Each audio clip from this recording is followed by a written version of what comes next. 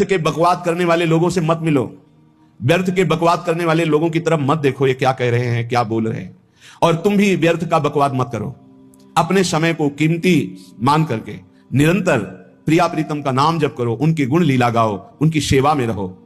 कभी प्रपंच की बातें, कभी प्रतिष्ठा का चिंतन, कभी नाना प्रकार के मान सम्मान का चिंतन, ये घुसने ना पावे हृदय में।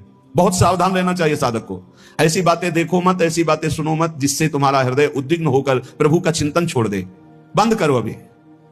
अन्य लोगों के संग का त्याग कर दो, जो भगवत विमुख वार्ता करते हैं, संत निंदा करते हैं, दूसरों की निंदा करते हैं।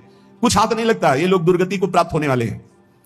भक्तन निंदा अति बुरी भूल करे जिन कोई, किए सुकृत बहुजन्म के छिन्न में दारे खोए। पर निंदा के किए ते नहीं आवत नहीं कछु हाथ, मूर्ख पर्वत पाप को ले चल अपने साथ। तो अलम कश्यापि संगत्या, ऐसा संग मत करो जिनके पास बैठने से भक्त निंदा, जन निंदा, भगवत निंदा हो। ऐसे से दूर रहो। अलम बंद कर दो ऐसे लोगों का संग। रात दिन हम श्यामा श्याम का नाम जप करेंगे, श्यामा श्याम के लीला गुण गाएंगे, श्यामा श्याम के ही धाम का शोभा का चिंतन करेंगे।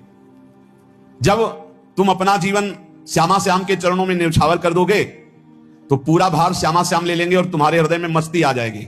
जो ऐसा निश्चयी होता है, दृढ़ निश्चयी, उसके अंदर दृढ़ विश्वास, तो उसके हर समय भगवान की स्फूर्ति होती रहती है। भारी प्रतिकूलता में भी भगवान का सानिध्य अनुभव होता है। वो अनुकूलता में तो भगवान के दुलार को देखता है, लेकिन प्रतिकूलता में भगवान की विशेष कृपा को देखता है। ये संयोग, ये वियोग, संसार की ये द्वंद्वमयी वृत्तियां भक्तों के हृदय में नहीं चुभती। आए की हुज्जत नहीं, गए की तलाश नहीं, क्योंकि नित्य संयोग भगवत स्मृति के प्रभाव से प्रभु का रहता है। शोक, विषाद बहुत ध्यान देने योग्य विषय है। तभी लोगों को ऐसा लगता है कि ऐसा कैसे हो सकता है। भक्त के चरित्रों को जब सुनते तो लगता है ऐसा कैसे हो सकता है, ऐसी परिस्थिति में भी ऐसा कैसे हो सकता है। क्योंकि तुम मानसिक बुद्धि से युक्त हो और वो भागवतिक स्थिति से युक्त है, इसलिए तुम उसको पार पा ही नहीं सकते। जब तुम अपना जीवन श्यामा श्याम के चरणों में समर्पित कर देते हो हृदय से, फिर उनकी कृपा से सब विघ्न दूर हो जाते, एक अपार मस्ती रहती है।